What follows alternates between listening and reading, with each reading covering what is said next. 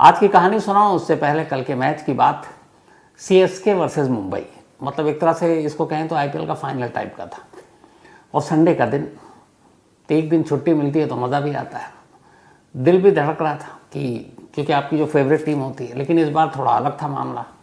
मैं चाहता था कि सीएसके जीते, धोनी खेले और रोहित शर्मा अच्छा खेले और मुंबई हार जाए। इत्तेफाक से ये सारी दुआएं कल पूरी हो गई और कमाल ऐसा लग रहा था जैसे स्क्रिप्टेड है पूरा मामला। लेकिन जिस तरीके से आखिरी 4 गेंद, मतलब लोग इंतज़ार करते हैं कि धोनी आए, धोनी तीसरी बार अभी तक आईपीएल में धोनी आए। एक मैच में कुछ किया नहीं था, लेकिन उसके बाद 36 नॉट आउट, 37 बल्कि। और कल तो मतलब लग रहा था कि कुछ पता नहीं क्या सपना देख रहे हैं। 4 गेंदें बची हैं धोनी मैदान में, पहला छक्का, दूसरा छक्का, तीसरा छक्का, चौथा बल्ले के थोड़ा सा नीचे लगी गेंद, वरना वो भी ऊपर ही था, तो उस पर 2 रन। 4 गेंदों पे 20 रन बनाकर धोनी वापस नॉट आउट गए और आखिर में मुंबई इंडियन 20 रन से ही हारी, यानी जितने रन धोनी ने बनाए थे। और हार्दिक पांड्या का आखिरी ओवर और वो लगातार 3 छक्के। बहुत सारी चीज़ें हार्दिक पांड्या को लेकर चल रही हैं, लेकिन कल बड़ी खामोशी से जवाब दिया धोनी ने। तो गजब का मैच। और दूसरी तरफ हम सबके प्यारे रोहित शर्मा, हमारे कैप्टन, क्या इनिंग खेली कल, सेंचुरी। तो रोहित शर्मा ने सेंचुरी बनाई, मुंबई हार गई, धोनी के 3 छक्के और चेन्नई की जीत। एक कंप्लीट पैकेज था कल। आईपीएल का मुझे अब तक का बेस्ट मैच कल लगा। तो ये खुशी आपसे शेयर करना ज़रूरी होता है। अब आते हैं आज की कहानी के ऊपर। कल संडे शाम के मैच की बात कर रहा हूँ, लेकिन कल सुबह एक और चीज़ हुई। सुबह के 5 बज रहे थे और सलमान खान के घर, मुंबई के नामचीन पते में से एक पता है गैलेक्सी अपार्टमेंट। वो गैलेक्सी अपार्टमेंट जहाँ पिछले 40-50 साल से सलमान खान का पूरा परिवार रहता है, क्योंकि सलीम खान सबसे पहले वहीं आए। सलीम खान ने वहीं से अपनी फिल्मी करियर की शुरुआत की, हीरो बने, फिर राइटर बने, और कहते हैं कि वो घर उनके लिए बहुत लकी है। इसीलिए इतना सब कुछ स्टारडम होने के बावजूद सलमान खान ने वो गैलेक्सी नहीं छोड़ा और पूरा जो परिवार है वो आज भी गैलेक्सी में रहता है। तो उसी गैलेक्सी से सुबह सुबह एक चौंकाने वाली खबर आई थी, एक दहलाने वाली खबर आई थी। खबर ये कि 2 लोग मोटरसाइकिल पर थे, गैलेक्सी के पास से गुजरते हैं, सुबह के 5 बज रहे हैं, और अचानक उनमें से पीछे बैठा हुआ शख्स, जो पीछे बैठा था, दोनों हेलमेट में थे, और वो अपना निशाना गैलेक्सी की तरफ तानता है और एक के बाद एक 5 गोलियां चलाता है। 3 गोली ज़मीन पर लगती है, 1 गोली गैलेक्सी की दीवार पर और 1 गोली उस गैलेक्सी का वो जो एक तरह से कहें झरोखा या बालकनी, जिसके ऊपर एक पर्दा होता है लकड़ी का, और उस पर्दे को हटाकर सलमान खान बीच बीच में जब भी मौका मिलता है तो आते हैं, अपने चाहने वालों को अपना चेहरा दिखाते हैं। तो 1 गोली उसी पर्दे में लगी और पर्दे को चीरते हुए उस पर्दे के पीछे ड्राइंग रूम है और उस ड्राइंग रूम की दीवार पर जाकर लगती है। सुबह 5 बजे का वक्त था और अंदाज़ा लगाइए कि लोग सो रहे थे। अगर कोई बालकनी में टहल रहा होता या होता तो कुछ भी हो सकता था। और सलमान खान सैटरडे की रात घर पे ही थे, यानी कि संडे की सुबह वो सो रहे थे जिस वक्त ये गोलीबारी हुई। बाद में पुलिस पहुंचती है, मौके पर तफ्तीश करती है, गोलियों के खोखे को समेटती है। इसके बाद सीसीटीवी फुटेज को खंगालना शुरू करती है। सुबह का वक्त था तो मुंबई पुलिस के लिए एक फ़ायदा था। सुबह सुबह सीसीटीवी फुटेज के ज़रिए सड़क पर किधर कहाँ भाग रहा है ढूंढना ज़्यादा आसान है, क्योंकि गाड़ियाँ बहुत कम होती हैं। और वैसे भी मुंबई के बारे में कि मुंबई देर से सोकर उठता है ये शहर, और उस वक्त तो सब ऊँग ही रहे होंगे। तो सीसीटीवी कैमरे से मदद मिली।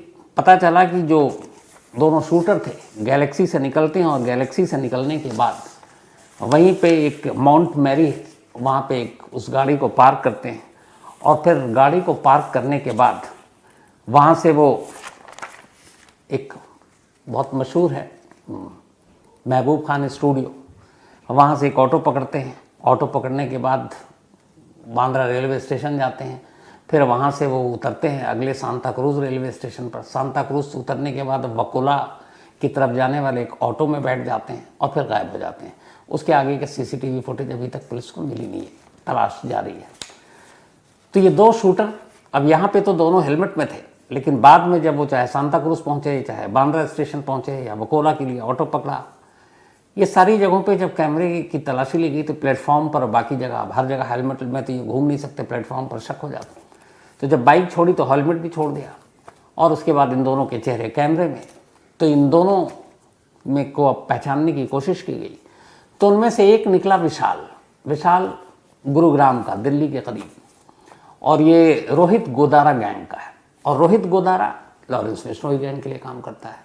तो इनडायरेक्टली जाकर जो दो शूटर में से एक शूटर विशाल है, उसके तार जुड़ गए लॉरेंस बिश्नोई से। अब ये तो लॉरेंस बिश्नोई के तार जुड़े, पुलिस इधर ढूंढ रही है, उधर अचानक फेसबुक पर, सोशल मीडिया पर एक मैसेज आता है अनमोल बिश्नोई नाम से। अनमोल बिश्नोई जो है वो लॉरेंस बिश्नोई का भाई है, और इस वक्त कहते हैं कि वो अमेरिका में है, लेकिन उसको VPN और बाकी के थ्रू, अमेरिका से नहीं बल्कि यहीं से कहीं से वो मेल जनरेट किया गया, और उस मेल में धमकी दी गई। सलमान खान के घर सुबह सुबह हुई गोलीबारी को लेकर कहा गया कि ये तो अभी ट्रेलर है, पिक्चर पूरी बाकी है, और तुमको समझाया था। तो इसकी जिम्मेदारी भी ली, तो इसका मतलब है इनडायरेक्टली फिर लॉरेंस बिश्नोई गैंग की ही जिम्मेदारी ले ली गई। अब पुलिस तलाश कर रही है, लेकिन अभी तक करीब 36 घंटे से ज़्यादा बीत चुके हैं, लेकिन दूसरे शूटर की शिनाख्त अभी हुई नहीं है। हो जाएगी क्योंकि पहले की तो हो चुकी है। लेकिन उन दोनों ने जिस बाइक का इस्तेमाल किया था इस शूट आउट के लिए, गैलेक्सी के बाहर जाकर जो गोलियां चलाई, उसकी तस्वीर भी कैद है। अगर उसको आप वैसे देखेंगे तो पता नहीं चलता, लेकिन उसको स्लो करके देखेंगे तो पता चल जाता है कि कैसे वो पीछे बैठा हुआ शख्स अपना हाथ दाहिनी तरफ करता है, उसके दाहिनी तरफ गैलेक्सी है, और वो गोली चलाता है। तो जिस बाइक पर इन लोगों ने गोली चलाई, इत्तेफाक से वो बाइक मिल गई लावारिस, क्योंकि शूट आउट के बाद इन्होंने छोड़ दी। अब उसके रजिस्ट्रेशन नंबर से पता चला कि ये बाइक रायगढ़, पता नहीं, मुंबई के बहुत सारे क्राइम की कड़ियाँ जो है रायगढ़ में जाकर जुड़ती हैं। शीना बोरा भी शायद उसमें एक थी, क्योंकि उसकी बॉडी वहीं मिली थी। तो रायगढ़ में एक शख्स रहता है, उस शख्स के नाम पे एक गाड़ी रजिस्टर्ड थी, बाइक। पुलिस वहाँ तक पहुँची, फ़ौरन उससे पूछताछ किया गया, तो पता चला कि नहीं, वो तो बेकसूर है। और उसने फिर बताया कि अभी 1 हफ्ते पहले उसने ये बाइक किसी को बेची है। अब इसका मतलब है कि ये वही 2 लोग हैं, लेकिन अभी पुलिस तफ्तीश कर रही है कि क्या वो जो बाइक उसने खरीदी है वो असली नाम पे तो लेगा नहीं, तो वो फेक नाम ही है। लेकिन वहाँ से भी कुछ ऐसे कैमरे, CCTV जहाँ ये लोग कैद हुए, तो उसके ज़रिए अब उनकी तलाश की जा रही है। मुंबई में रेकी के दौरान कहाँ ठहरे थे ये भी तलाश की जा रही है, लेकिन ये अभी तक पता चला इस इंसिडेंट से पहले के कैमरे की जब तलाशी ली गई कि ये दोनों कई बार गैलेक्सी अपार्टमेंट की रेकी कर चुके हैं। इन्होंने उस गैलेक्सी अपार्टमेंट के इर्द गिर्द हर रास्ते, हर चौराहे, कहाँ से निकलना है, कहाँ से आना है, किधर से भागना है, उन सब की रेकी कर रखी थी। यहाँ तक कि उनके प्लान में वो टाइमिंग भी शामिल था कि सुबह 5 बजे उन्हें मालूम है कि मुंबई देर से सोती है, तो लोग अमूमन 3-4 बजे तक जागे रहते हैं, और उसके बाद जब सोते हैं तो फिर सोते हैं। तो 5 बजे इसका मतलब है कि लगभग सब सो रहे हैं, सड़क पर भी सन्नाटा, गाड़ियाँ भी नहीं, ट्रैफिक नहीं। तो गोली चलाने के बाद भागना भी आसान है, लेकिन बाइक के साथ ज़्यादा दूर तक भाग भी नहीं सकते इन्होंने, इसलिए बाइक को पार्क की, फिर ऑटो पकड़ा, फिर ट्रेन पकड़ी, फिर ऑटो पकड़ा, तो गुमराह करने के लिए। तो ये सारी चीज़ें तो हो गई। अब पुलिस तफ्तीश कर रही है, और साथ में वो मेल सोशल मीडिया पे, जो फेसबुक पे क्लेम भी कर दिया लॉरेंस बिश्नोई के जो भाई के नाम पे, अनमोल बिश्नोई। बट इसमें होगा क्या? इन 2 में से एक जो विशाल गुरुग्राम का है, चलिए ये भी पकड़ा जाएगा, शायद दूसरे की शिनाख्त हो जाएगी, वो भी पकड़ा जाएगा। आगे क्या होगा, इसको जानने के लिए अब आपको असली कहानी सुनाता हूं, क्योंकि इंसिडेंट था, आपको बताना जरूरी था। अब तक सलमान खान को 5 बार धमकियां दी गई, और ये दूसरा मौका है जब हमलावर सलमान के घर तक पहुंच गए।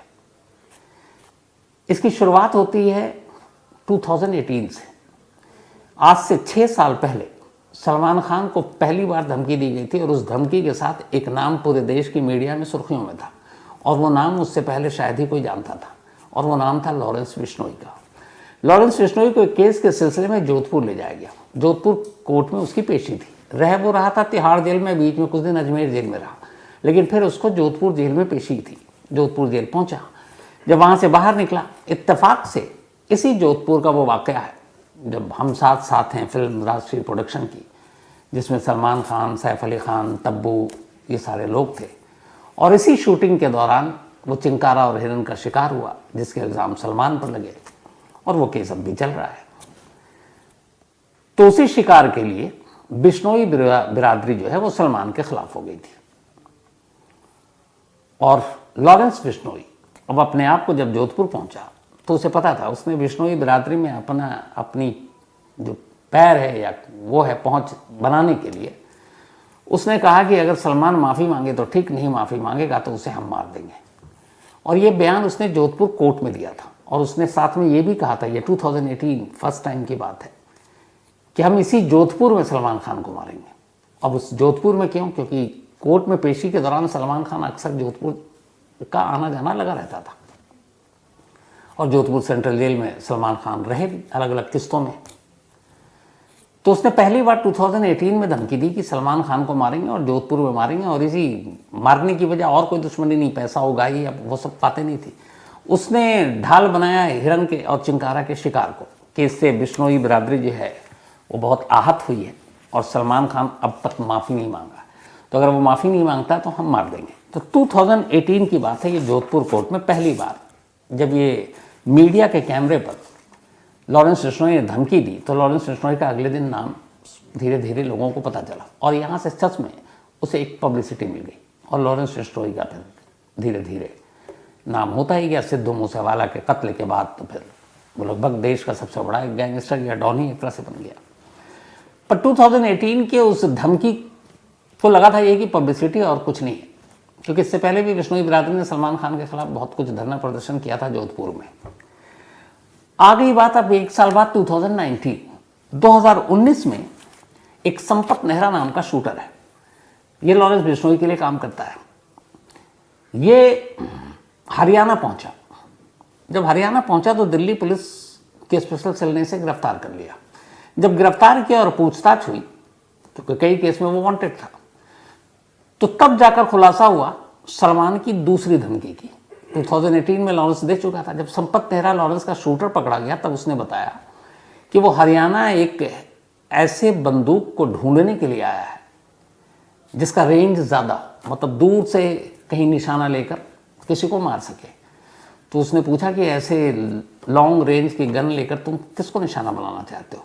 तब उसने खुलासा किया कि सलमान खान को मारने के लिए मुझे एक ऐसे सोफिस्टिकेटेड गन की ज़रूरत है जिसकी रेंज दूर तक हो।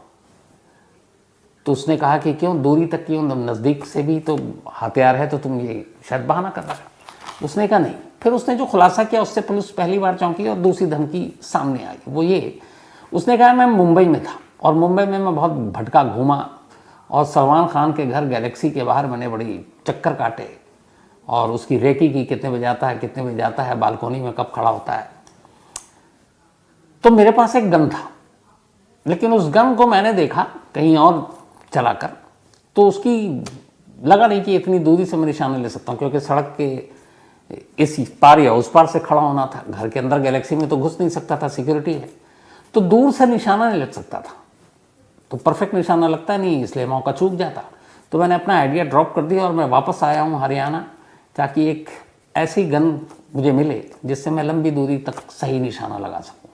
जब यह खुलासा हुआ तो फिर दिल्ली पुलिस ने मुंबई पुलिस को इसके बारे में बताया। मुंबई पुलिस ने फिर इस मामले में जांच की और आगे की कार्रवाई की, लेकिन वो कार्रवाई क्या हुई पता नहीं। संपत नेहरा को वैसे ही पकड़ा जाना था, वो पकड़ा गया और वो जेल में है अभी भी। ये 2 हो गया 18 के बाद 19। अब इसके बाद तीसरी धमकी आती है 2022 में। 3 साल खामोश हो जाता है। इस दौरान में कई बार लॉरेंस बिश्नोई कुछ बोलता है, लेकिन असली धमकी तब आती है जब 3 साल पहले जो बांद्रा, जहाँ पे घर है सलमान खान का, इसको मुंबई वाले बांद्रा भी कहते हैं, तो उसी बांद्रा में गैलेक्सी के ठीक थोड़ा सा आगे एक जॉगिंग पार्क, मैं उस पार्क में गया भी हूँ जब वहाँ था। तो उस जॉगिंग पार्क में सलीम खान, सलमान खान के जो पिता हैं, वालिद हैं, वो हर सुबह जॉगिंग करने जाते हैं। और जब वो जाते हैं तो उनके साथ 1-2 पुलिस वाले भी होते हैं, क्योंकि सुरक्षा मिली हुई है। तो उसी जॉगिंग पार्क में सलीम खान जून 2022 में जॉगिंग करने के लिए गए। और जब वो जॉगिंग करते थे तो उसके बाद थोड़ा सा रेस्ट करने के लिए वहीं उसी पार्क में एक बेंच है, और वो ख़ास तौर पे बेंच यही था कि इसी पे सलीम खान बैठेंगे। तो वो उसी पे आके बैठते थे। तो जॉगिंग करने के बाद जब वो उस बेंच पर पहुंचे तो उन्होंने देखा कि एक मुड़ा तोड़ा पेपर रखा हुआ है। तो उन्होंने उठाया तो देखा कि उस पर लिखा हुआ है, और उस पर यह लिखा था कि तुम और तुम्हारे बेटे दोनों का जो है यही अंजाम होगा, तुम दोनों को मारा जाएगा। और पूरी जो उसमें डिटेल थी वो ये, उससे ठीक पहले, ये बात है जून की, जून 2022, और उससे पहले 27 से 28 से 29 मई पंजाबी सिंगर सिद्धू मूसेवाला का कत्ल हुआ था। तो ठीक सिद्धू मूसेवाला के कत्ल के महीने भर के बाद ये एक चिट्ठी मिली एक पार्क के बेंच पर, जिसपे सलीम खान बैठा करते थे, और इस चिट्ठी में लिखा था कि तुम्हारा वही अंजाम होगा जो सिद्धू मूसेवाला का हुआ है। तो ये तीसरी धमकी थी। लेकिन इस खत को किसने रखा, कहां से रखा, कैसे रखा, नहीं मालूम। तीसरे का भी अंजाम हुआ। इसके बाद 2023 मार्च का महीना, एक ईमेल आता है सलमान खान के मैनेजर को, और वो ईमेल जो भेजा था उसकी जो आईडी थी, वो आईडी थी एक शख्स है जिसका नाम है मोहित गर्ग। तो मोहित गर्ग के आईडी पर ये ईमेल आया। मोहित गर्ग लॉरेंस बिश्नोई, और लॉरेंस बिश्नोई के बाद दूसरा जो सबसे बड़ा बॉस है उसकी गैंग में, गोल्डी बराड़, जो इस वक्त कनाडा में है। सिद्धू मूसेवाला के कत्ल की जो असली प्लानिंग की थी वो गोल्डी बराड़ है। तो ये जो है मोहित गर्ग, इसके ईमेल आईडी से ये मेल गया सलमान खान के मैनेजर को, और उस मेल में ये लिखा था।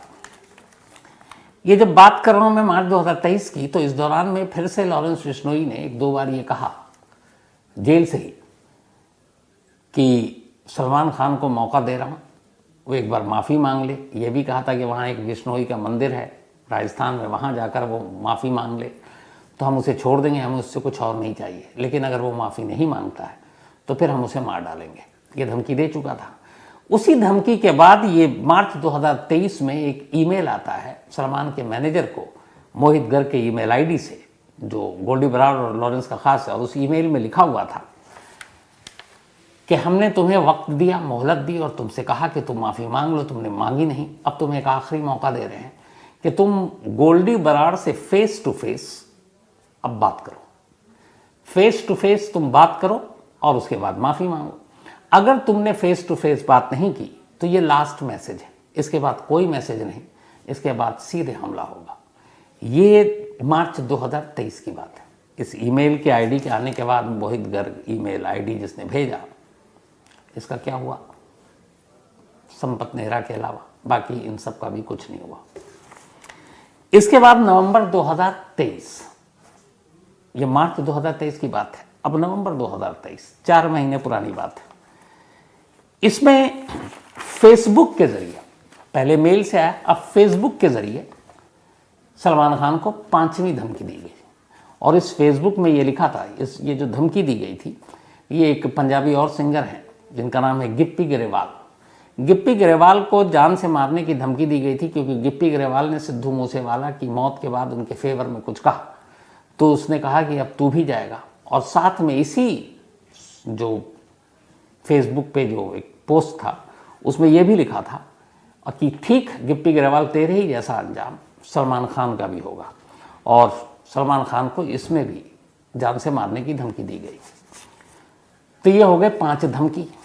अब इन 5 धमकी के अलावा एक बार एक शख्स संपत नेहरा, जो मैंने आपको बताया 2018 में, बल्कि 2019 में वो गैलेक्सी पहुंच गया था, लेकिन उसके पास दूर तक मारने वाला गन नहीं था, इसलिए उसने गोली चलाई नहीं, लौट आया। अब पहली बार 2 लोग गैलेक्सी के बाहर पहुंचते हैं, 5 राउंड गोली चलाते हैं, 3 गोलियां ज़मीन पर, एक गैलेक्सी की दीवार पर और एक गोली गैलेक्सी के झरोखे के पर्दे को भेदती हुई ड्राइंग रूम की दीवार पर। ये पहला मौका है जब गैलेक्सी के अंदर तक गोली पहुंच गई। अब जाहिर है ये मुंबई पुलिस के लिए भी एक चेतावनी जैसी है, क्योंकि अभी तक धमकी धमकी धमकी पब्लिसिटी के लिए हो रहा है, लेकिन यहाँ तो ये हो गया कि अब गैलेक्सी के अंदर तक गोली जा रही है, और उस बालकनी या झरोके से जहाँ अक्सर सलमान खान आकर अपने फैंस को अपनी झलक दिखाते हैं। अब इन धमकियों के बाद ऐसा भी नहीं है कि मुंबई पुलिस ने कुछ नहीं किया। मुंबई पुलिस ने सलमान खान की सिक्योरिटी बढ़ाई। 2022 में सलमान खान को गन के लिए लाइसेंस दे दिया सलमान खान को, अपनी सुरक्षा के लिए उन्होंने फिर गन खरीदा। अब ऐसा नहीं कि उनके पास लाइसेंस नहीं था, लेकिन उसी हिरन के शिकार के लिए जब वो जोधपुर गए थे और लाइसेंसी वेपन जो शायद एक्सपायर हो चुका था, उसके बाद उनको कभी दोबारा लाइसेंस नहीं मिला। लेकिन अब उनकी जान को खतरा को देखते हुए दोबारा 2022 में मुंबई पुलिस ने रिवोक किया और उनको गन का लाइसेंस दे दिया। तो पहले ये कि आपके पास एक बंदूक हो ताकि आप अपनी सुरक्षा कर सकें। दूसरी, इससे पहले सलमान के पास वाई कैटेगरी की सुरक्षा थी, 2 पुलिस वाले होते थे साथ में, और अगर गाड़ी में जा रहे हैं तो कुछ गाड़ी में भी पुलिस वाले होते थे। लेकिन अब जब लगातार थ्रेट बढ़ा तो अब इसको वाई को बढ़ाकर वाई प्लस, तो वाई प्लस में अब सिक्योरिटी ये है कि कम से कम 4 और 2 6 लोग वैसे होते हैं, बाहर जाते हैं कुछ और होते हैं, घर के अंदर अलग सिक्योरिटी होती है। मतलब सलमान अगर गैलेक्सी में है तो भी सुरक्षा रहेगी मुंबई पुलिस की। अब यहाँ पे फिर सवाल उठ रहा है कि अगर मुंबई पुलिस की सुरक्षा 24 घंटे है, घर के अंदर भी और सलमान खान बाहर जाते हैं तो भी है, तो उसी सुरक्षा वाई कैटेगरी या वाई प्लस के रहते हुए 2 लोग आते हैं और गैलेक्सी के बाहर गोली चलाकर निकल जाते हैं, पकड़ में भी नहीं आते, तो यहाँ सुरक्षा पे भी सवाल है। लेकिन इन्हीं सुरक्षा को देखते हुए लास्ट ईयर सलमान खान ने यह भी किया कि अपने लिए एक बुलेट प्रूफ जो एक निसान गाड़ी है वो दुबई से इंपोर्ट किया है। और अब वो बुलेट प्रूफ, पहले था इनके पास लैंड रोवर बुलेट प्रूफ के ही जैसा, लेकिन अब उन्होंने बुलेट प्रूफ गाड़ी अपने लिए खरीदी। अब वो जहाँ भी ट्रैवल करते हैं तो बुलेट प्रूफ गाड़ी में चलते हैं। ये सारी चीज़ें हो गई। लेकिन इन सारी चीज़ों के बाद दिक्कत एक है जो मुंबई पुलिस के लोग बताते हैं, वो ये है कि सलमान खान एक स्टार है, एक सितारा है। अब सितारा अपने चाहने वालों से दूर तो नहीं रह सकता ना। मतलब इसको ऐसे भी समझ लीजिए कि सलमान सितारे हैं और उनके चाहने वाले जुगनू हैं, तो जितना जुगनू चमकेगा यानी उनके फैंस आसपास होंगे उतना बड़ा वो स्टार, उतनी ज़्यादा उसकी चाहत। अब अगर उस स्टार से उसके चाहने वालों को ही दूर कर दिया जाए तो फिर स्टार को ही बुरा लगेगा और उसे लगेगा काहे का स्टारडम। लेकिन अब मामला ये आ गया कि 5 धमकी और 2 बार पहुंच चुके हैं गैलेक्सी तक। तो अब सलमान खान की पब्लिक अपीयरेंस, सलमान खान के भीड़ में जाना, सलमान खान के शोज़ या अलग अलग स्टेज पे performance, even shooting, farm house, क्योंकि फार्म हाउस का भी एक किस्सा था कि फार्म हाउस पे भी रेकी की गई थी। बाकायदा कुछ हमलावर फार्म हाउस के पास रेंट पे घर लेकर कई महीने रुके, लेकिन उन्हें मौका नहीं मिला। तो ये भी एक हो चुका है। तो अब इन सारी चीज़ों पे असर तो पड़ेगा, लेकिन होगा क्या? मुंबई पुलिस कैसे रोकेगी, क्या करेगी? क्योंकि केस अपने आप में बेहद अजीब है। हर चीज़ घूम फिर कर ये आ रहा है कि जितने भी हमलावर हैं, शूटर हैं, ये किसके आदमी हैं? लॉरेंस बिश्नोई। लॉरेंस बिश्नोई कहाँ है? जेल में है। तो आप अगर एक शख्स है कि चलो बाहर है जी, बाहर से पकड़ कर ले आएंगे, सारा केस सुलटा देंगे, वो तो ऑलरेडी जेल में है, कई जेल के चक्कर काट चुका है, तिहाड़ रहा खूब। अब उसको अहमदाबाद जेल में भेज दिया गया, वहाँ है, लेकिन जेल से उसका पूरा साम्राज्य चल रहा है। तो ऑलरेडी जो शख्स जेल में है और ये सारे जो पकड़े जा रहे हैं, इनको पकड़ने का फायदा क्या है? ये मोहरे पकड़े गए, वो 2-4 और ले आएगा, हर महीने नया गिरोह बदल देगा, तो आप कुछ कर नहीं पाओगे। क्यों? जब तक आप लॉरेंस बिश्नोई का संपर्क जेल के बाहर की दुनिया, उसके गैंग से आप नहीं काटेंगे, आप उस पर कंट्रोल नहीं कर सकते। पहली चीज़ कि मुंबई पुलिस की मजबूरी क्या है? भाई वो तो ऑलरेडी तुम्हारे कब्जे में है, यानी कानून के शिकंजे में है, जेल में है, फिर भी आप नहीं रोक रहे हो तो आगे कैसे रोकोगे? दूसरा, जो बाहर जेल के आज़ाद है, लॉरेंस बिश्नोई का सबसे बड़ा, मतलब उस गैंग का बॉस दूसरे नंबर का, वो है बराड़ गोल्डी। अब गोल्डी बराड़ देश में तो है ही नहीं, देश से कोसों दूर विदेश में, कनाडा में बैठा हुआ है। अब उस दूर देश से उसको यहाँ लाकर इन सारी चीज़ों को कैसे रोकें? पहले लाओ तो सही। अब सिद्धू मूसेवाला के कत्ल के बाद से ही कोशिश हो रही है, उसके पिता लगातार यही मांग कर रहे हैं, पर गोल्डी बराड़ अभी तक तो लाया नहीं किया है। करीब कितने साल हो गए, 90-92 से लेके आप जो, मतलब 35-35 साल तो हो गए दाऊद को भी गए हुए, वो भी नहीं आया है, तो गोल्डी बराड़ भी नहीं आया। तो जब तक वो नहीं आएगा आप क्या करोगे इन सारी सुरक्षा और सारी चीज़ों का? क्योंकि मोहरे नए पैदा करता रहेंगे, नए नए लोगों को काम देते रहेंगे, और वो आकर कभी ना कभी इस तरह से धमकाते रहेंगे, धमकी देते रहेंगे। तो इसका हल यही है कि जब तक इस गिरोह के तमाम मेन लोग हैं आप उन पर शिकंजा नहीं कसते, और शिकंजा कसने का मतलब ये नहीं कि आप पकड़ के जेल में डाल दो, जेल के अंदर से जो हो रहा है, क्योंकि मैं कई बार कह चुका हूं कि लॉरेंस बिश्नोई तब तक लॉरेंस बिश्नोई नहीं बना था जब तक कि वो जेल नहीं पहुंचा था। 2014 में जब वो पहली बार अरेस्ट होकर जेल गया, वहां से लॉरेंस बिश्नोई फिर बड़ा गैंगस्टर बना। सोचिए, लोग बाहर से बड़े होकर फिर जेल आते हैं, ये वो गैंगस्टर है जो बाहर में छोटा मोटा गुंडा था और जेल आने के बाद लॉरेंस बिश्नोई इस देश का इस वक्त, अगर कहूँ तो गलत नहीं है, सबसे बड़ा गैंगस्टर है। क्यों? जेल ऑफिशियल ने बनाया। क्योंकि आप जेल के अंदर रहकर अगर पूरा गैंग चला रहे हो तो फिर काहे का जेल, कैसी जेल, कौन सी सख्ती, कौन सी सज़ा? यहाँ तो सब कुछ बढ़िया बढ़िया है। तो उसी तरह गोल्डी बरार आप ले भी आएंगे तो क्या करेंगे?